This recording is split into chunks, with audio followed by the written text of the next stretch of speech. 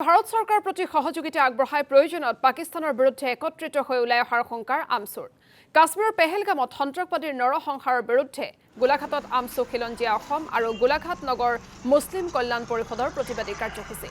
নিহতৰ আত্মাৰ সদ্গতি আৰু আহতৰ আৰোগ্য কামনাৰে উলিওৱা হয় মৌন সমদল পাকিস্তানী উগ্ৰপন্থী আৰু পাকিস্তানক কঠোৰ হাতেৰে দমন কৰাৰ বাবে কেন্দ্ৰীয় চৰকাৰক আহ্বান জনায় প্ৰতিবাদকাৰীয়ে কথা ইতিমধ্যে সকলোৱে গম পাইছে যে যোৱা 21 তাৰিখে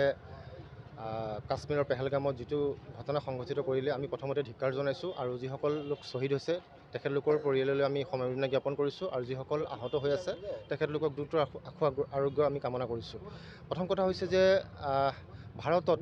আহি পাকিস্তানৰ পৰা উগ্ৰপন্থী আহি কেনেধৰণৰ এই ঘটনা সংঘটিত কৰিব পাৰে আমি আচৰিত হৈছোঁ। আৰু দ্বিতীয় কথা আমি আজি আপোনালোকৰ জৰিয়তে আমি অসমৰ তথা ভাৰতৰ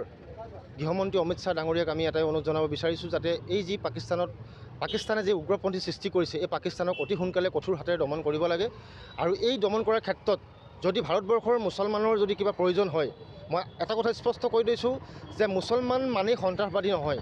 আজি দুই এজন মুছলমানে কিবা কৰিলে যে সমগ্ৰ মুছলমান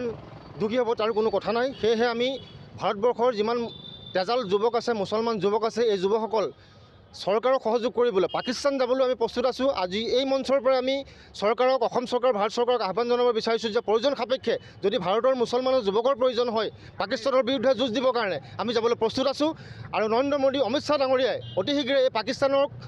কঠোৰ হাতেৰে দমন কৰিবলৈ কাৰণে আজি আমছু খিলঞ্জীয়া আমি কেন্দ্ৰীয় সমিতিৰ তৰফৰ পৰা আমি অনুৰোধ জনাইছোঁ।